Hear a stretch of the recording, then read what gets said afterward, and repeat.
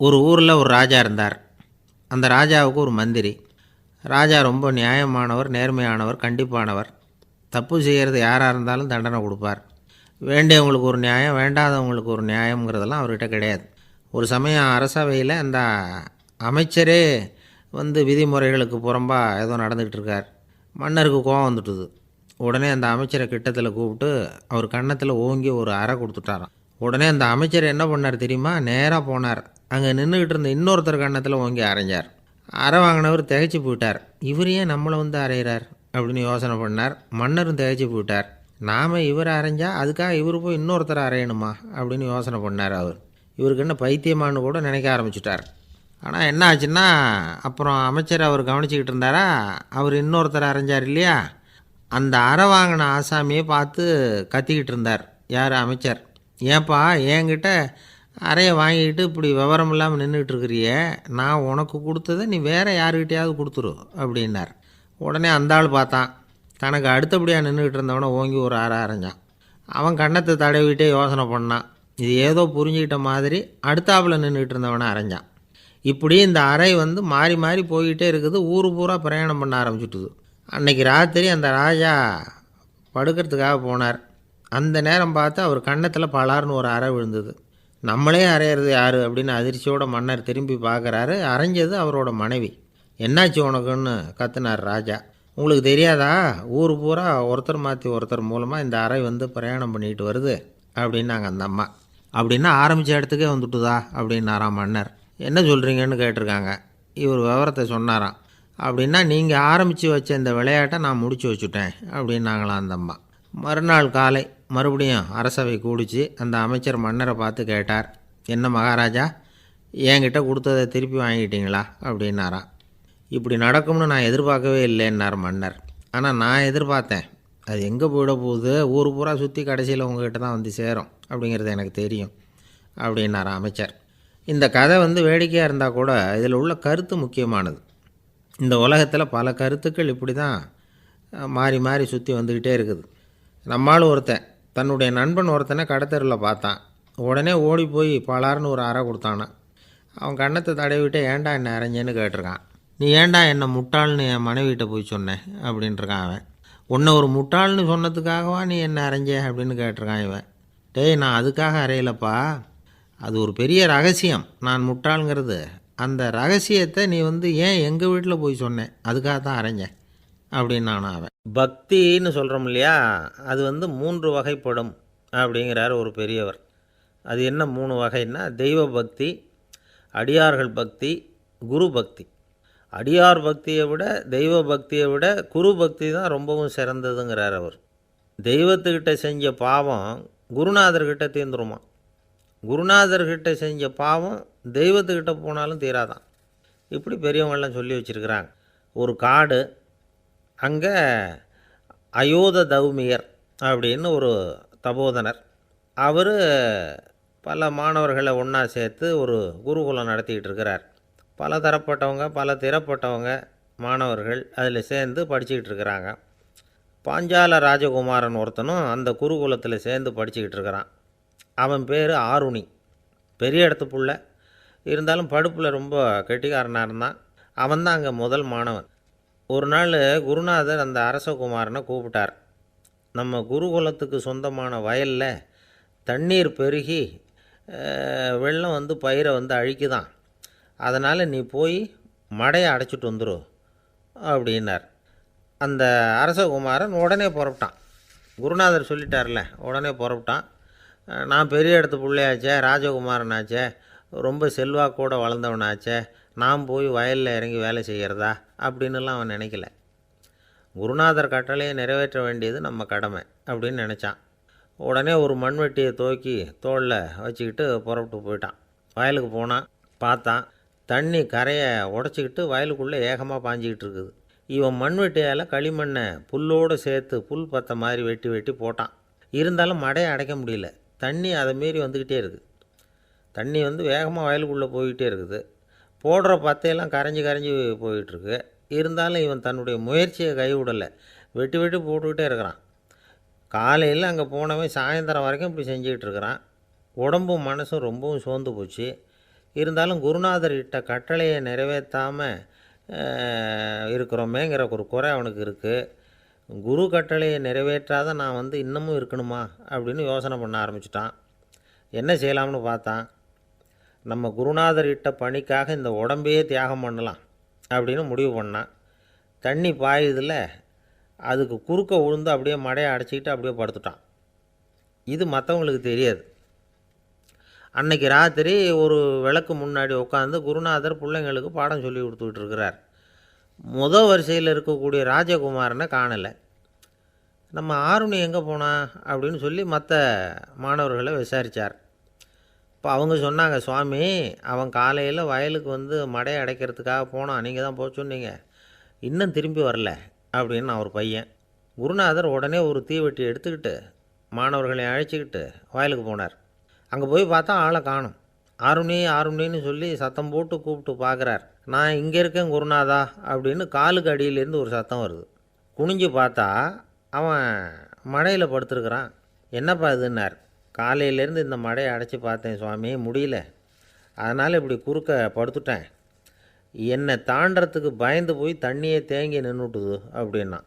அவனுடைய குரு பக்தியையும் அவனை தாண்டறதுக்கு அஞ்சு நிற்கிற தண்ணி தேக்கத்தையும் பார்த்துட்டு எல்லாரும் ரொம்ப ஆச்சரியப்பட்டு போயிட்டாங்களாம். ஆருணி எழுந்திரிச்சு வா அப்படின்னு கூப்பிட்டாரான் குருநாதர். அவன் தண்ணீரை பொழந்துக்கிட்டு எழுந்திரிச்சு வந்தானான். அதனால் அவனுக்கு வந்து உத்தாலகன் அப்படின்னு ஒரு பேர். உத்தாலகன்னா தண்ணீரை பிளந்தவன் அர்த்தம். அந்த உத்தாலகன் மாதிரி இந்த காலத்து மாணவர்களுக்கும் குரு பக்தி வேணும் அப்படின்னு சொன்னோம் ஒரு பள்ளிக்கூடத்தில். உடனே நிறைய மாணவர்கள் எழுந்திரிச்சு நின்னாங்க. சார், நீங்கள் எங்களை வந்து இன்னமும் சரியாக புரிஞ்சுக்கலன்னு நினைக்கிறோம். அன்னைக்காவது ஒருத்தன் அப்படி இருந்தான், இன்றைக்கி ஏகப்பட்ட உத்தாலகர்கள் இருக்கிறோம். எங்கள் வாத்தியார் கட்டளை இட்டால் இப்போவே அது மாதிரி வயலுக்கு போய் மடையில் குறுக்கப்படுத்துக்கிறதுக்கு இந்த வகுப்பில் உள்ள அத்தனை பேரும் தயாராக இருக்கிறோம் அப்படின்னாங்க. அப்படியா அப்படின்னு சொல்லி கேட்டோம் ரொம்ப சந்தோஷமாக. ஒருத்தன் ரொம்ப அடக்கமாக எழுந்திரிச்சான். அப்புறம் சொன்னான், ஆமாம் சார், வகுப்பில் வந்து இவர் நடத்துகிற பாடத்தை கேட்டுக்கிட்டு இருக்கிறத விட பேசாமல் போய் மடையில் படுத்துடுறது ஒன்றும் கஷ்டமான காரியமாக இருக்காது, அதனால தான் எல்லோரும் அங்கே போகிறேன்னு சொல்கிறோம் அப்படிங்கிறான். ஒரு இலக்கிய கூட்டம் ஏற்பாடு பண்ணியிருக்கிறோம், நீங்கள் அவசியம் வந்து அதில் பேசணும் அப்படின்னு கேட்டுக்கிட்டார் ஒருத்தர். வேணாங்க, 4 பேருக்கு முன்னாடி வந்து நிற்கிறதுனா எனக்கு ரொம்ப கூச்சமாக இருக்கும் அப்படின்னாரு இவர். ஏன் சார் இன்னமும் குழந்த மாதிரி கூச்சப்படுறீங்களே அப்படின்னார் அவர். அவரை ஒரு மாதிரியாக சமாளித்து அனுப்பி வச்சுட்டு அதுக்கப்புறம் அதை பற்றி இவர் யோசித்து பார்த்துருக்கார். சில நிபுணர்கள் எழுதியிருக்கிறத படித்தும் பார்த்துருக்கிறார். மனோதத்துவ நிபுணர்கள் என்ன சொல்கிறாங்க தெரியுமா? 10லேருந்து 20% குழந்தைகள் பிறக்கிறப்பவே கூச்ச சுபாவம் கொண்டதாக தான் இருக்குதான். ஒரு தாத்தா தன்னோட பேர பிள்ளைய ஆசையாக கூப்பிடுறார் விளையாட்டு காட்ட, அதை அழுதுகிட்டு ஓடி போகுது. ஒரு அம்மா தன்னோட பிள்ளைய பள்ளிக்கூடத்தில் சேர்க்கறதுக்காக கூப்பிட்டுக்கிட்டு போகிறாங்க. அந்த பிள்ளை அம்மாவோட முந்தானையில் ஒளிஞ்சிக்கிட்டு வெளில வரமாட்டேங்குது. இவங்களெல்லாம் எப்படி சமாளிக்கிறது? குழந்தைகளோட கூச்ச சுபாவத்தை போக்குறது எப்படி? இதுக்கு நிபுணர்கள் சில யோசனைகளை சொல்லியிருக்கிறாங்க. மற்றவங்களுக்கு முன்னாடி என் பையனுக்கு கூச்சம் ரொம்ப அதிகம் சார், மற்றவங்க பார்த்தா ரொம்ப வெக்கப்படுறான், இப்படி சொல்கிற அப்பாக்கள் உண்டு. என் பையன் புது மனுஷாலை பார்த்தா அட்டையாக ஒட்டிக்குவான் சார் அப்படின்னு சொல்கிற அப்பாக்களும் உண்டு. இப்படிலாம் குழந்தைகளுக்கு வந்து முத்திரை குத்துறது ரொம்ப தப்பான். புதுசாக யாராவது வீட்டுக்கு வந்தால் குழந்தை தானாக தன்னோட கூச்சத்தையும் பயத்தையும் போக்கிக்கிட்டு சகஜமாக மாறி வர்றதுக்கு வாய்ப்பு கொடுக்கணுமா. ஒரு கூட்டத்துக்கோ அல்லது சொந்தக்காரங்க கல்யாணத்துக்கோ குழந்தைய அழைச்சிட்டு போகிறீங்க, அங்கே போய் கட்டாயப்படுத்தி குழந்தைய மற்றவங்க கிட்ட பேச சொல்லக்கூடாது. சில சமயம் குழந்தை தானாக தன்னுடைய கூச்ச சுபாவத்தை விட்டு பேசுகிறதுக்கு முன் வந்தால் அதை பாராட்டணும். குழந்தை கலகலப்பு இல்லாமல் மௌனமாக இருந்ததுன்னா அதையும் கண்டுக்கக்கூடாது. குழந்தை பேச ஆரம்பித்தா அதை ஆர்வத்தோடு கவனிக்க தெரியணும். கலந்து உரையாடுற பழக்கத்தை வீட்லேயே ஆரம்பிக்கலாம். கேட்டதுக்கு பதில் சொல் அப்படின்னு நீங்கள் அதிகாரம் பண்ணிகிட்டு இருக்கக்கூடாது. அது வந்து குழந்தைக்கு பேசுகிற சந்தர்ப்பத்தை குறைச்சிருமா. இப்போ நாம் அதிகாரம் பண்ணால் கேலி செய்கிற பழக்கம் குழந்தைகளை வந்து ரொம்ப பாதிச்சிருமா. பெரியவங்களானதுக்கு அப்புறமும் சில பேர் கூச்சத்தோடவும் பயத்தோடவும் இருக்கிறதுக்கு இதுதான் காரணம். சின்ன வயசில் அவங்கெல்லாம் ஏதாவது கேலிக்கு ஆளாகி இருப்பாங்க. 2வது குழந்தை மூத்த குழந்தைய வந்து கேலிக்கு ஆளாகிற சந்தர்ப்பங்களை கண்டு கேலி பண்ணினா அது இளம் நெஞ்சங்களை விட்டு நீங்கிறதே இல்லையா. எப்பவும் குழந்தையோட நடை உடை பாவனைகளை பற்றி சொல்லிக்கிட்டே இருக்கக்கூடாதான். அதுவே கூச்ச சுபாவத்தை கொண்டுகிட்டு வந்துடுமா. அப்பா எங்கேன்னு யாராவது கேட்டால் இது மாதிரி இன்ன காரியத்துக்காக வெளியில் போயிருக்கார், இத்தனை மணிக்கு திரும்பி வருவார் அப்படின்னு சொல்கிற அளவுக்கு குழந்தைகளை பழக்கப்படுத்தி வைக்கணும். ஃபோன்லேயே யாராவது விசாரித்தா கூட இது மாதிரி பதில் சொல்லு அப்படின்னு சொல்லணும். சின்ன சின்ன மீட்டிங்கில் 4 வார்த்தை பேச தயார் பண்ணலாம். ஒரு கடையிலையோ அல்லது ஹோட்டல்லையோ ஏதாவது விவரம் கேட்கணும்னா உங்கள் குழந்தைய தைரியமாக அனுப்புங்க. குழந்தைகள் பணிவாகவும் பொறுமையாகவும் விவரம் கேட்குறப்போ கூச்ச சுபாவம் தானாக போயிடும். சின்ன வயசுலேயே இப்படிலாம் பழக்கப்படுத்தினா தான் வருங்காலத்தில் தைரியமாக இந்த சமுதாயத்தில் வாழ முடியும். இல்லைன்னா 60 வயசுலேயும் அடுப்பங்கரையை விட்டு வெளில வர்றதுக்கு கூச்சப்பட்டுக்கிட்டு தான் இருக்க வேண்டியிருக்கும். இந்த காலத்து பிள்ளைங்க எவ்வளவோ பரவாயில்ல, எதுக்கும் தயங்குறதில்ல, கூச்சப்படுறதில்ல. ஒரு அம்மா அடுப்பங்கரையிலேருந்து சத்தம் போட்டாங்க, டேய் ராமு, தயவு பண்ணி அந்த டிவியை நிறுத்துறா, அந்த பெண்ணோட குரல் மகா மோசம், அடுப்பங்கரையில் இருக்கிற என்னாலேயே அதை சகிச்சிக்க முடியல அப்படின்னாங்களாம். உடனே பையன் கொஞ்சம் கூட தயங்காமல் பதில் சொல்கிறான், அம்மா, இந்த குரல் டிவியிலேருந்து வரல, எதிர்த்த விட்டு மாமி தான் இங்கே வந்திருக்கிறாங்க, அவங்க தான் இப்போ என்னோட பேசிக்கிட்டு இருக்கிறாங்க அப்படின்னானா. ஐயா, உங்கள் பேரை தொடர்ந்து தினம் கேட்டுக்கிட்டு இருக்கிறேன் அப்படின்னார் ஒருத்தர். தொடர்ந்து கேட்குறீங்களே, உங்களுக்கு காது வலிக்கலையா அப்படின்னு கேட்டோம். பேசுகிற உங்களுக்கே வாய் வலிக்கலை அப்படிங்கிறப்போ கேட்குற எங்களுக்கு எப்படி காது வலிக்கும் அப்படின்னார். நம்ம உடம்புல ஒரு அதிசயம் என்ன தெரியுமா? ரொம்ப நேரம் நாம் நடக்கிறோம்னு வச்சுக்கோங்க, கால் வலிக்கும். ரொம்ப நேரம் வேலை செஞ்சால் கை வலிக்கும், உடம்பு வலிக்கும். ரொம்ப நேரம் பார்த்துக்கிட்டே இருந்தால் கண்ணு வலிக்கும். ரொம்ப நேரம் பேசிக்கிட்டே இருந்தால் வாய் கூட வலிக்கும். ஆனால் ரொம்ப நேரம் கேட்டுக்கிட்டே இருக்கிறதுனால காது வலிக்கிறது இல்லை. அதனால் கேட்குறதுக்கு முக்கியத்துவம் கொடுத்தாங்க நம்ம பெரியவங்க. திருவள்ளுவர் தேவையில்லாமல் வார்த்தைகளை உபயோகப்படுத்த மாட்டார். ஒரு திருக்குறள்னு எடுத்துக்கிட்டாவே அதில் மொத்தம் 7 வார்த்தைகள், அவ்வளவுதான். அப்படி 7 வார்த்தைகள் மட்டுமே உள்ள ஒரு திருக்குறளில் வள்ளுவர் ஒரே வார்த்தையை 5 தடவை உபயோகப்படுத்தியிருக்கிறார், திரும்ப திரும்ப பயன்படுத்தியிருக்கிறார். அப்படின்னா அதை எந்த அளவுக்கு வலியுறுத்தி சொல்கிறார் அப்படிங்கிறத நாம் புரிஞ்சுக்கணும். அது என்ன குறள்? செல்வத்துள் செல்வம் செவிச்செல்வம், அச்செல்வம் செல்வத்துள் எல்லாம் தலை. செவிச்செல்வம்ங்கிறது அவ்வளவு முக்கியமானது. கற்றலின் கேட்டல் நன்று. அதிகம் கேட்கணுங்கிறதுக்காகத்தான் எவ்வளவு கேட்டாலும் காது வலிக்கிறதில்ல. குறைச்சலாக பேசணும், அதிகமாக கேட்கணும். இன்னொரு விஷயம் கவனிங்க, நம்ம உடம்பில் கண்ணுக்கு மூடி இருக்குது, எதையாவது நாம் பார்க்க விரும்பலைன்னா உடனே கண்ணை மூடிக்கலாம். நம்ம வாய்க்கு மூடி இருக்குது, பேச விருப்பம் இல்லையா, வாயை மூடிக்கலாம்.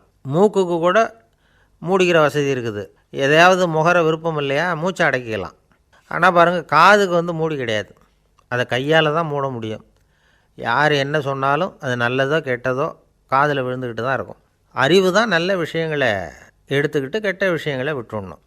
நல்ல கருத்துக்கள் நம்ம காதில் நிறைய விழுந்துக்கிட்டே இருக்கணும். அதை கேட்டு நாம் நல்லபடியாக வாழணுங்கிறது தான் படைப்பின் விருப்பம். ஆன்மீகவாதிகள் கூட ஒன்று சொல்லுவாங்க, அதாவது ஆன்மீக பாதையில் நீங்கள் முன்னேறணும்னா முதல்ல சிரவணம் செய்யணும்பாங்க. அதாவது பெரியவங்க சொல்கிற நல்ல கருத்துக்களை கேட்கணும் அப்படின்னு அதுக்கு அர்த்தம். அதனால் யார் நல்ல கருத்துக்களை சொன்னாலும் அதை காது கொடுத்து கேளுங்க. இவ்வளவு கருத்துக்களையும் நம்ம நேயர் ஒருத்தர்கிட்ட சொல்லிகிட்டு இருந்தோம். அவரும் சரி சரின்னு தலையாடிக்கிட்டே இருந்தார். அப்புறம் சொன்னார், நீங்கள் சொல்கிறது சரிதான் சார், காதுக்கு மூடி இல்லைங்கிறது ரொம்ப சரி, அதனால தான் உங்கள் தகவல் கூட நாங்கள் விரும்புகிறோமோ இல்லையோ தினம் காதில் விழுந்துக்கிட்டு இருக்குது அப்படின்னார். எங்களுக்கு ரொம்ப பெருமையாக இருந்தது. அப்படியா அப்படின்னோம். ஆனாலும் என்ன மாதிரி சில பேர் நீங்கள் தகவல் சொல்கிற சமயத்தில் காதில் மூடி இல்லையேன்னு சொல்லி கவலைப்படுறதில்ல சார் அப்படின்னார். ஏன்னு கேட்டோம். காதை மூடுறதுக்கு தானே வசதி இல்லை, ரேடியோவை மூடுறதுக்கு வசதி இருக்குதுல்ல, அதனால் டக்குன்னு அதை மூடி வச்சுருவோம் அப்படின்னார். வங்க நாவலாசிரியர் சரத் சந்திரர் ஒரு நண்பர் அவர்கிட்ட வந்தார். வழக்கமாக எல்லா எழுத்தாளர்கள்கிட்டையும் கேட்குற ஒரு கேள்வியை கேட்டார். நீங்கள் எழுத்துத்துறைக்கு வந்தது எப்படி? இதுதான் கேள்வி. அதை தெரிஞ்சு என்ன பிரயோஜனம்னார் சரத் சந்திரர். சும்மா சொல்லுங்களேன், தெரிஞ்சுக்கிறேன் அப்படின்னார் வந்தவர். சரி சொல்கிறேன்னு ஆரம்பித்தார். நான் ரங்கூனில் வேலை பார்த்துக்கிட்டு இருந்தேன். சம்பளம் பத்தலை. வேலையும் பார்த்துக்கிட்டு ஒரு பலசரக்கு கடை வைக்கலாம்னு நினச்சேன். என்னால் மளிகை கடை வச்சு சரியாக நடத்த முடியுமாங்கிற சந்தேகம் என் மனைவிக்கு. அதை சோதனை பண்ணி பார்க்கணுங்கிறதுக்காக சில பொருள்களின் அளவு, அதோட விலை, இப்படி சிலதை சொல்லி எல்லாத்தையும் மனக்கணக்காக கூட்டி போட சொன்னாங்க. என்னால் சரியாக கூட்டி சொல்ல முடியல. உங்களால் மளிகை கடை நடத்த முடியாதுன்னு சொல்லிவிட்டாங்க. உடனே என்ன பண்ணுறது, வேறு வழி இல்லை, கதை எழுத ஆரம்பிச்சிட்டேன் அப்படின்னார். கேட்டவருக்கு சிரிப்பு வந்துட்டு தான். சரத் சந்திரர் ஒரு பக்கம் சீரியஸான நாவல்கள் சிறுகதைகள் எழுதியிருந்தாலும் அவருடைய இன்னொரு பக்கம் வேறு விதம். நண்பர்கள்கிட்ட பேசும்பொழுதும் சரி, அவர்களுக்கு கடிதங்கள் எழுதும்போதும் சரி, கேலியும் கிண்டலும் நகைச்சுவை உணர்வும் அதிகமாக இருக்கும். காந்திஜி ஒரு சமயம் கல்கத்தாவுக்கு வந்திருந்தார். தேசபக்தர்கள் பல பேர் அவர்கிட்ட பேசிக்கிட்டு இருந்தாங்க. அப்போது சரத் சந்திரரும் அங்கே இருந்தார். கிரண் சங்கர் ராய் அப்படிங்கிறவரும் அங்கே இருந்தார். அவர் சொன்னாராம், காந்திஜியோட பழகிய முதல் வங்காளி நான் தான். போயர் யுத்த காலத்தில் இவர் லண்டனுக்கு வந்திருந்தப்போ என்கிட்ட தான் வங்காள மொழி கற்றுக்கிட்டார் அப்படின்னாராம். உடனே சரத் சந்திரர் காந்திஜியை பார்த்து, இவர் உங்களுக்கு வங்காள மொழி கற்றுக் கொடுத்தது உண்மைதானா அப்படின்னாராம். ஆமான்னாராம் காந்தி. அதனால தான் உங்களால் வங்காள மொழி கற்றுக்க முடியல அப்படின்னாராம். எல்லாரும் சிரித்தாங்களாம். சரத் சந்திரர் சாம்தாபேர் அப்படிங்கிற கிராமத்தில் தங்கியிருந்தார். ஒரு இலக்கிய நிகழ்ச்சியில் கலந்துக்கிறதுக்காக. அதுக்காக ஒரு கல்கத்தாவுக்கு போக வேண்டிய சூழ்நிலை. அதுக்காக புறப்பட்டார். அந்த சமயத்தில் பின்னாடி இருந்து யாரோ அவரை கூப்பிட்டாங்க. இப்படி கூப்பிட்டவரை பார்த்து இன்னொருத்தர் யாரோ அதட்டி இருக்கிறாங்க. போகிறவரை ஏன் இப்படி கூப்பிடுறீங்க அப்படின்னு. ஏன் கூப்பிட்டா என்னன்னு கேட்டிருக்கார் சரத் சந்திரர். புறப்படுறவங்கள பின்னாடி இருந்து கூப்பிடுறது அபசகுனம், போகிற இடத்துல ஏதாவது ஆபத்து வரலாம் அப்படின்னு அதுக்கு விளக்கம் கொடுத்துருக்கிறார் அவர். உடனே சரத் சந்திரர் சொன்னாராம், இதோ இவங்க என்னை இலக்கிய கூட்டத்துக்கு அழைச்சிட்டு போகிறாங்களே, இதை விட வேறு என்ன ஆபத்து வந்துட போகுது அப்படின்னாராம். இப்படி சரத் சந்திரருக்கு இயல்பாகவே நகைச்சுவை உணர்வு உண்டு. அவருடைய நண்பர் ஒருத்தர் வீட்டுக்கு கூப்பிட்டுருந்தார். அங்கே ஒரு கச்சேரிக்கு ஏற்பாடு பண்ணியிருந்தாங்க. சரத் சந்திரருக்கு இயல்பாகவே கச்சேரியில் நீண்ட ஆலோசனையெல்லாம் கேட்குறதுக்கு பொறுமை இருக்காது. அதனால் மெதுவாக பாட போகிறவர் எப்படி அப்படின்னு கேட்டிருக்கார். அவருக்கு ரொம்ப நல்லா பாட தெரியும் அப்படின்னு சொல்லியிருக்கிறாங்க. அதுக்கு சரத் சந்திரர், பாட தெரியுங்கிறது சரி, பாட்டை நிறுத்த தெரியுமா அதை சொல்லுங்கள் முதல்ல அப்படின்னாராம். கங்கை கரை தோட்டம் பக்கத்தில் ஒரு ஆசிரமம், அங்கே ஒரு பெரியவர் தங்கியிருக்கிறார். அவர் தான் ராமகிருஷ்ண பரமஹம்சர். அந்த ஆசிரமம் இருந்த இடம் கரக்பூர். வங்காளத்தில் பொதுவாக எல்லோரும் மீன் சாப்பிட்றது உண்டு. கங்கையில் குளிச்சுட்டு கையில் ஒரு மீனோடு வர்றது வழக்கம். இவர் இருக்கிற இடத்துக்கு கங்கையில் படகு வழியாக வரணும். அப்படி தான் எல்லோரும் வருவாங்க. வர்றவங்களை ஒன்று கூட்டி ஆன்மீக விஷயங்களை பற்றி பேசிக்கிட்டு இருப்பார். ஒவ்வொரு நாள் ஒவ்வொருத்தர் நகரத்துக்கு போகணும். வரும்பொழுது மீன் கொண்டுக்கிட்டு வரணும். அதுக்கு ஒரு அட்டவணையே உண்டு ஆசிரமத்தில். அது பிரகாரம் ஒரு நாள் சுவாமி யோகானந்தர் படகில் போனார். படகை செலுத்தினவங்க ராமகிருஷ்ணரையும் சுவாமி யோகானந்தரையும் மற்றவங்களையும் பித்தர்கள் அப்படின்னு சொல்லி ஏளனமாக பேசினாங்க. அவங்க என்ன பைத்தியம் பிடிச்சவங்க அப்படிங்கிறது மாதிரி. சுவாமி யோகானந்தருக்கு ரொம்ப மென்மையான இதயம். இவங்க இப்படி கண்ணாபின்னான்னு பேசுகிறத பார்த்தா மீனை வாங்கிட்டு திரும்புகிறப்போ என்ன நடக்குமோ அப்படிங்கிற பயம் வேறு வந்துட்டுது அவருக்கு. அவ்வளவு மென்மையானவர். இதை தெரிஞ்சுக்கிட்ட ராமகிருஷ்ணர், யோகானந்தா இங்கே வா அப்படின்னு கூப்பிட்டார். இவர் கண்ணீரை தொடச்சிக்கிட்டே கிட்ட போனார். சொன்னார், ஐயா, படகு ஓட்டுறவங்க உங்களை பற்றி மோசமாக பேசுகிறாங்க. என்ன திட்டினா பரவாயில்ல, ஆனால் உங்களை அவங்க திட்டுறாங்க, அதை என்னால் தாங்கிக்க முடியல அப்படின்னார். இதை கேட்டதும் ராமகிருஷ்ணருக்கு கோபம் வந்துட்டு தான். என்னது, உன்னுடைய குருவை பற்றி அவங்க மோசமாக பேசும்பொழுது நீ சும்மா இருந்தியா, வெளியில் போ அப்படின்னு விட்டார். குரு நிந்தனை செய்கிறப்போ அதை கேட்டுக்கிட்டு சும்மா இருக்கலாமா? குரு நிந்தனையை கேட்டால் பாவம் இல்லையா?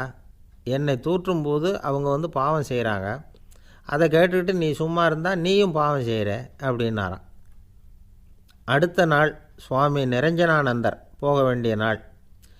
இவர் படகுல போகும்பொழுதும் அதே மாதிரி நடந்து தான். அவங்க மோசமாக பேச ஆரம்பித்தாங்க, திட்ட ஆரம்பித்தாங்க. அப்படி கேலி பண்ண ஒருத்தனை இவர் என்ன பண்ணார், பலார்னு கன்னத்தில் அரைஞ்சிட்டார். இன்னொருத்தனை கங்கையில் தூக்கி எறியறதுக்கும் தயாராகிட்டார். அதுக்கப்புறம் அவங்க யாரும் வாயை திறக்கலை. மீன் வாங்கிட்டு வர்றப்பவும் படகுல ஒரே அமைதி. அவ்வளவு பயம் அவங்களுக்கு. ராமகிருஷ்ணர் கூப்பிட்டு விசாரித்தார் என்ன நடந்ததுன்னு.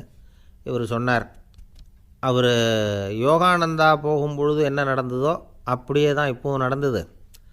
குரு நிந்தனை செய்கிறத கேட்டுக்கிட்டு நான் சும்மா இருப்பேனா? ஒருத்தனை அப்படியே அரைஞ்சுட்டேன், இன்னொருத்தனை ஆற்றுல தூக்கி போட்டுருவேன்னு பயமுறுத்தினேன், அவ்வளவுதான் அப்படின்னாராம். இப்போவும் ராமகிருஷ்ணருக்கு கோபம் வந்துட்டு தான். என்ன இது, அணியறது காஷாயம், இருக்கிறது ஆசிரமம், உனக்கு இவ்வளவு கோபம் வந்ததுன்னா அப்புறம் என்னத்துக்கு ஆசிரமத்தில் இருக்கணும்? பிரம்மச்சாரி எப்பவும் அமைதியாக இருக்கணும் அப்படின்னு அறிவுரை சொன்னாராம் ராமகிருஷ்ணர். அப்போ இவர் கேட்டாராம், ஏங்க அவருக்கு ஒரு விதமான அறிவுரை சொன்னீங்க, எனக்கு வேறு விதமாக அறிவுரை சொல்கிறீங்க, இதில் எது உண்மை அப்படின்னு கேட்டிருக்கார். இதுக்கு ராமகிருஷ்ணர் சொன்ன பதில் என்னென்னா, அட அசடே, சக்கரத்தில் காற்று அதிகமாக இருந்தால் குறைக்கணும், குறைச்சலாக இருந்தால் கூட்டணும். அவன் சாது, அவனுக்கு அதிக உணர்ச்சி தேவை, உனக்கு படபடப்பு அதிகம், உனக்கு பொறுமை தேவை அப்படின்னாராம். இதில் உள்ள கருத்து என்னென்னா, கல்விங்கிறது எப்படின்னா அதை சூழ்நிலைக்கு தகுந்த மாதிரி கற்பிக்கணும். எல்லாருக்கும் ஒரே மாதிரி கற்பிக்கக்கூடாது. கேட்குறவர் தகுதி, புரிஞ்சுக்கிற திறமை, இதை பொறுத்து கல்வி அமையணும். ஆரம்ப காலத்தில் ஒரு குரு, அப்போ ஒரு சீடன் இருந்தான். அது வேடிக்கையான குரு, வேடிக்கையான சீடன். ஒரு ஆசிரமம். ஒரு நாள் ஒருத்தன் அவசரமாக அந்த குருவை தேடி வந்திருக்கிறான். என்ன விஷயம்னு விசாரித்தார் குரு. உங்கள் சீடர் என்னை அடிச்சுட்டார் அப்படின்னு புகார் பண்ணானா அந்த ஆள். குரு சீடனை கூப்பிட்டார். அடிச்சியா இந்த ஆளை அப்படின்னு கேட்டாரான். ஆமான் இருக்கான் சீடன். ஏன் அடித்தே அப்படின்னு கேட்டாரான். இந்த ஆள் உங்களை பற்றி மட்டமாக பேசிவிட்டான், என்னால் அதை தாங்கிக்க முடியல, அதனால தான் அடிச்சுட்டேன்ருக்கான். அப்படி என்ன பேசினா அப்படின்னு கேட்டாரான். உன்னுடைய குருநாதர் இப்போல்லாம் அர்த்தமில்லாமல் பேச ஆரம்பிச்சுட்டார் அப்படின்னு சொல்லிவிட்டான், அதனால தான் அடிச்சுட்டேன் அப்படின்னானா. அதுக்காக அடித்தே அப்படின்னாரான்.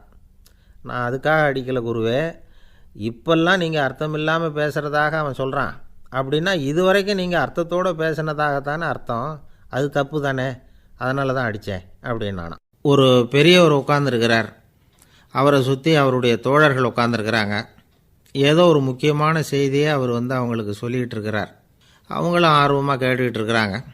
இந்த சமயத்தில் யாரோ ஒரு ஆள் வேகமாக அங்கே வர்றார். வர்ற வேகத்திலேயே எனக்கு ஏதாவது உதவி செய்யுங்க அப்படின்னு கேட்டுக்கிட்டே வர்றார். கேட்குறது உதவி, ஆனால் குரல் மிரட்டுறது மாதிரி இருக்குது, அதட்டி கேட்குறது மாதிரி இருக்குது. இதை கேட்டதும் அந்த பெரியவர் ஆத்திரப்படலை, ஆனால் அவரை சுற்றி இருந்தவங்க ஆத்திரப்பட்டாங்க. இதை பெரியவர் கவனித்தார். கொஞ்சம் அமைதியாக இருங்கன்னார். வந்தவரை கூப்பிட்டார். அவருக்கு சில பொருள்களை கொடுத்தார். என்னங்க இப்போ உங்களுக்கு மகிழ்ச்சி தானே அப்படின்னார். ஆ அப்படின்னு அலட்சியமாக அவர் சொல்கிறார். நான் உங்களை நல்ல முறையில் நடத்தினேன்னா அப்படின்னு கேட்குறாரு அவர் மறுபடியும். அதெல்லாம் ஒன்றும் இல்லை அப்படின்னு சொல்லி அவர் சொல்லிகிட்டு இருக்கிறாரு. குரலில் கடுமை குறையில. சுற்றி இருந்தவங்களால் இதை பொறுத்துக்க முடியல. கோபத்தோடு அவரை நோக்கி நெருங்க ஆரம்பித்தாங்க. பெரியவர் அவங்களையெல்லாம் தடுத்து நிறுத்தினார்.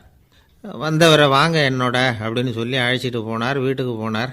அங்கே போனதும் இன்னும் சில பொருள்களை எடுத்து அவர்கிட்ட கொடுத்தார். இப்போ திருப்தி தானே, நான் உங்ககிட்ட நல்ல முறையில் நடந்துக்கிட்டேனா அப்படின்னார். அவர் முகம் இப்போ தான் கொஞ்சம் மலர்ந்தது. ரொம்ப நன்றி, இறைவன் உங்கள் குடும்பத்துக்கு எல்லா நன்மைகளையும் செய்வான் அப்படின்னு சொன்னார். இதே வார்த்தைகளை என்னுடைய தோழர்கள்கிட்டே சொல்லிட்டீங்கன்னா அவங்க கோபம் தணிஞ்சிரும், வர முடியுமான்னார். கண்டிப்பாக வர்றேன் அப்படின்னாரு. மறுநாள் காலையில் அந்த இடத்துக்கு வந்தார். அதே மாதிரி சொல்லிவிட்டு அவர் போயிட்டார். தோழர்கள்லாம் ரொம்ப வியப்போடு பெரியவரை பார்த்தாங்க. அந்த பெரியவர் தான் நபிகள் நாயகம். அவர் சொன்னார், ஒருத்தன் ரொம்ப ஆசையாக ஒரு ஒட்டகத்தை வளர்த்துக்கிட்டு வந்தான். ஒரு நாள் அந்த ஒட்டகம் கயத்தை அறுத்துக்கிட்டு ஓடி போயிட்டுது. அக்கம் பக்கத்தில் இருக்கிறவங்கெல்லாம் அந்த ஒட்டகத்தை பிடிக்கிறதுக்கு முயற்சி பண்ணாங்க. அதை துரத்திக்கிட்டு ஓடினாங்க. ஒட்டகம் தாறுமாறாக ஓட ஆரம்பிச்சிது. இந்த சமயத்தில் ஒட்டகத்தை வளர்த்தவன் அங்கே ஓடி வந்தான். நீங்கள் அதை ஒன்றும் செய்ய வேணாம், விட்டுருங்க, அதோட சுபாவம் எனக்கு நல்லா தெரியும், அதை சுலபமாக என்னோடய வழிக்கு கொண்டுட்டு வந்துட முடியும், நான் பார்த்துக்கிறேன், விட்டுருங்கோ அப்படின்னா. எல்லோரும் விலகி போயிட்டாங்க. இவன் என்ன செஞ்சான் தெரியுமா? கொஞ்சம் புல்லை கையில் எடுத்துக்கிட்டு அந்த ஒட்டகத்தை நெருங்கினான். அவ்வளவுதான். அது ஓடி இவன் காலடியில் உட்காந்துக்கிட்டது. செல்லமாக அதை அப்படியே தடவி கொடுத்தான். முதுகில் ஏறி உட்காந்துக்கிட்டான். அது பாட்டுக்கு சாதுவாக நடந்து போகுது. இந்த கதையை நபிகள் நாயகம் தம்முடைய தோழர்களுக்கு சொல்கிறார். ஒட்டகத்தை மட்டும் இல்லை, சில மனிதர்களையும் கூட சில விதத்தில் அணுகி தான் அவர்களை சீர்திருத்த வேண்டியிருக்குது அப்படிங்கிறத அவங்களுக்கு உணர்த்தினார். இது ஒரு அழகான உளவியல் அணுகுமுறை. சில குடும்ப தலைவர்கள் கூட இந்த ஒட்டகம் மாதிரி நடந்துக்கிறது உண்டு, அப்புறம் அடங்கி போகிறதும் உண்டு. ஒரு குடும்ப தலைவர் காலையில் எழுந்திரிச்சதுலேருந்து சத்தம் போட்டு கத்திக்கிட்டு இருப்பார். பக்கத்தில் இருந்தவங்கெல்லாம் ஓடி போய் சமாதானம் பண்ணி பார்த்தாங்க. அவர் ஓயறது மாதிரி தெரியல. கடைசியில் அவர் மனைவி வந்தாங்க. நீங்கள் எல்லாம் விலகி போயிடுங்க, அவர் சுபாவம் எனக்கு தெரியும், நான் பார்த்துக்கிறேன் அப்படின்னாங்க. சரின்னு எல்லோரும் போயிட்டாங்க. சாயந்தரமாக வந்து பார்க்குறாங்க. அவர் சத்தம் இல்லாமல் ஒரு மூலையில் உட்காந்துருக்கிறார், ரொம்ப சாதுவா. ஆச்சரியமாக இருந்தது. என்னம்மா பண்ணீங்கன்னு கேட்டாங்க. அது ஒன்றும் இல்லைங்க, ஒரு வேளை சாப்பாட்டை நிறுத்தினேன், பட்னி போட்டேன், அவ்வளவுதான் அப்படின்னாங்க அந்த அம்மா. ஒரு ராஜா ஊரெல்லாம் சுற்றி பார்த்துட்டு வரலாம்னு ஒரு நாள் புறப்பட்டு போனார். ஒரு இடத்துல தறி நெசவு வேலை ரொம்ப மும்முரமாக நடந்துக்கிட்டு இருந்தது. ஒரு பெரியவர் தறியால் நெசவு வேலை செஞ்சுக்கிட்டு இருந்தார். பக்கத்தில் ஒரு அழகான பொண்ணு உட்காந்து நூலை சுற்றிக்கிட்டு இருக்குது. ராஜா அந்த பெரியவரை பார்த்து யார் இந்த பொண்ணுன்னு விசாரித்தார். ராஜா அப்படி கேட்டதும் அவருக்கு ரொம்ப பெருமையாக போயிட்டுது. ஏன்னா உட்காந்துருந்தது அவரோட மகள். அரசே, இது என்னுடைய மகள். இவ வேகமாக நூல் தெரிக்கக்கூடியவள். வைக்கோலை எடுத்து இவ தெரிச்சா கூட அது எல்லாம் பவுனிழையாக வெளியில் வரும் அப்படின்னு ஒரு ராசி இவளுக்கு அப்படின்னு ரொம்ப பெருமையாக ராஜா கிட்ட சொன்னார். ராஜா இதை கேட்டதும் அசந்துட்டார். அப்படியா, இவ்வளவு அழகும் சாமர்த்தியமும் உள்ள இந்த பொண்ணு என்னோட வரட்டுமே, இவளை என் மருமகளாக ஆக்கிக்கிறேன் அப்படின்னார் ராஜா. அந்த பெரியவருக்கு ஒன்றும் புரியல. ஏதோ கொஞ்சம் பெருமையாக சொல்ல போவோ அது இப்படி ஆயிட்டுதே அப்படின்னு கவலைப்பட்டார். இருந்தாலும் ராஜா பேச்ச தட்ட முடியுமா, மகளை அனுப்பி வச்சுட்டார். ராஜா அந்த பொண்ணை அரண்மனைக்கு அழைச்சிட்டு வந்தார். அங்கே ஒரு அறையில் வச்சு பூட்டி விட்டார். அந்த ரூமு நிறைய வைக்கோலை கொண்டாந்து போட்டு அடைச்சாங்க. 3 ராட்டைகள் வேறு வச்சுருந்தாங்க. நாளைக்கு பொழுது விடியறதுக்குள்ளே நீ இந்த வைக்கோலையெல்லாம் தங்க இழைகளாக மாற்றி காட்டணும். நாளைக்கு காலம்புறம் வந்து நான் இந்த அறை கதவை திறப்பேன். உன் தகப்பன் சொன்னது மாதிரி எல்லாம் தங்கமாக மாறி இருக்கணும், இல்லைன்னா நீ உயிர் தப்ப முடியாது அப்படின்னு உத்தரவு போட்டார். பாவம் அந்த பொண்ணு என்ன பண்ணும், பகல் பூரா அழுதுகிட்டே உட்காந்துருக்குது. ராத்திரி பூராவும் தூக்கம் வரல. மறுநாள் அதிகாலை நேரத்தில் யாரோ கதவை தட்டுற சத்தம் கேட்டுது. பயந்துக்கிட்டே கதவை திறக்கிறா. திறந்து பார்த்தா வெளியில் 3 அவலட்சணமான பெண்கள். ஒருத்திக்கு வந்து கால் அகலமாக முறை மாதிரி இருக்குது, இன்னொருத்திக்கு கட்டை விரல் கரண்டி மாதிரி பெருசாக இருக்குது, 3ஆவது பொண்ணுக்கு உதடு தடித்து ரப்பர் மாதிரி தொங்கிக்கிட்டு இருக்கு. யார் நீங்கள், உங்களுக்கு என்ன வேணும் அப்படின்னு கேட்குது இந்த பொண்ணு. நாங்கள் உங்களுக்கு உதவி செய்கிறதுக்கு தான் வந்திருக்கிறோம் அப்படின்னு சொல்லி உள்ளே வந்தாங்க. உட்காந்தாங்க. கொஞ்ச நேரத்துக்குள்ளே உள்ளே இருந்த வைக்கோலையெல்லாம் தங்க இழைகளாக மாற்றி கொடுத்துட்டு போயிட்டாங்க. காலையில் ராஜா வந்தார், பார்த்தார். ஆகா பேஷுனார். இன்னும் கொஞ்சம் வைக்கோலை கொண்டாந்து அந்த ரூமில் போட சொன்னார். இந்த வைக்கோலையும் இன்றைக்கி தங்கமாக மாற்றிவிடு, நாளைக்கு மறுநாள் உனக்கும் இளவரசனுக்கும் கல்யாணம்னு சொல்லிவிட்டார். இன்றைக்கி ராத்திரி அந்த 3 பொண்ணுங்களும் வந்தாங்க. வைக்கோலை பொண்ணு இழைகளாக மாற்றினாங்க, புறப்பட்டாங்க. இந்த பொண்ணு அவங்க காலில் விழுந்து வணங்கினா. என் உசுரை காப்பாற்றினீங்க, உங்களுக்கு நான் என்ன கைமாறு செய்ய போகிறேன் அப்படின்னா. பயப்படாத, நீ விரும்பினா எங்களுக்கு ஒரு உதவி செய்யலாம். உன்னுடைய கல்யாணத்துக்கு நாங்கள் 3 பேரும் வரோம். நீ எங்களை வந்து வரவேற்று ராஜாக்கிட்டேயும் இளவரசர்கிட்டையும் நாங்கள் வந்து உன்னோட பெரியப்பா பொண்ணுங்கன்னு சொல்லி அறிமுகப்படுத்தி வை, நாங்கள் விருந்து சாப்பிட்டுட்டு போயிடுறோம் அப்படின்னாங்க. ரொம்பவும் சந்தோஷமாக சரின்னு ஒத்துக்கிட்டா. கல்யாண நாள் வந்தது. கல்யாணம் ரொம்ப கோலாகலமாக நடந்துக்கிட்டு இருக்கு. எல்லா தேசத்து ராஜா ராணிகளும் வந்துக்கிட்டு இருக்கிறாங்க. அந்த 3 அவலட்சணமான பொண்ணுங்களும் வந்து சேர்ந்தாங்க. யார் இவங்கன்னு கேட்டார் ராஜா. என் பெரியப்பா பொண்ணுங்க அப்படின்னா அந்த பொண்ணு. காலும் உதடும் கட்டை விரலும் ஏன் இப்படி உங்களுக்கு அவலட்சணம் ஆயிட்டுது அப்படின்னு கேட்டார். அதுக்கு அந்த பொண்ணுங்க பதில் சொன்னாங்க. என்ன செய்கிறது, ஓயாமல் வைக்கோலை நூற்று ஒருத்தியோட கட்டை விரல் அப்படி கரண்டி மாதிரி ஆயிட்டுது. நாக்கில் தொட்டு தொட்டு திரிச்சதுனால ஒருத்தியோட உதடு அப்படி ஆயிட்டுது. காலால் கட்டையை அழுத்தி அழுத்தி தறி போட்டதுனால இன்னொருத்தையோட கால் அப்படி ஆயிட்டுது. உங்கள் மருமகளாக வந்திருக்கிற இந்த பொண்ணு அந்த 3ஐயுமே செய்ய தெரிஞ்சவ தான். என்ன ஆக போதோ இன்னும் கொஞ்ச நாளில் அப்படின்னாங்க. அவ்வளவுதான். ராஜா பயந்துட்டார். அம்மா, இன்னையிலேருந்து நீ இளவரசனின் மனைவி. நீ எப்பவும் அழகாக இருக்கணும், அதனால் நீ இனிமேல் வைக்கோலை திரிக்கவே கூடாது அப்படின்னு உத்தரவு போட்டார். அவளை இக்கட்டான சூழ்நிலையிலிருந்து காப்பாற்றின அந்த 3 பொண்ணுங்களும் சந்தோஷமாக திரும்பி போயிட்டாங்களாம். சுவாமி சின்மயானந்தர் இந்த கதையை சொல்லியிருக்கிறார். தன்னலம் மறந்து சுயலாபத்தை வந்து தியாகம் செய்கிறது வைக்கோல்ல இருந்து தங்க இழையை நூக்கிறது மாதிரி அப்படிங்கிறார் அவர். அது இருக்கட்டும், இப்போ நம்ம கதைக்கு வருவோம். ஒரு ராஜா தன்னோட மகனுக்கு சுயவரம் நடத்தினார். எல்லா தேசத்திலிருந்தும் ராஜகுமாரர்கள் வந்திருந்தாங்க. ராஜகுமாரியை கல்யாணம் பண்ணிக்கலாம்ங்கிற ஆசையில் சுயம்பர மண்டபத்திலேருந்து எல்லா ராஜகுமாரர்களும் அலறி அடிச்சுக்கிட்டு வெளியில் ஓடி வந்துக்கிட்டு இருக்கிறாங்களாம். ஏன் இப்படி எல்லாரும் மிரண்டு போய் ஓடி வர்றாங்கன்னு கேட்டார் ஒருத்தர். அதுக்கு இன்னொருத்தர் விவரம் சொன்னார். ராஜகுமாரியை இன்றைக்கி தான் அவங்க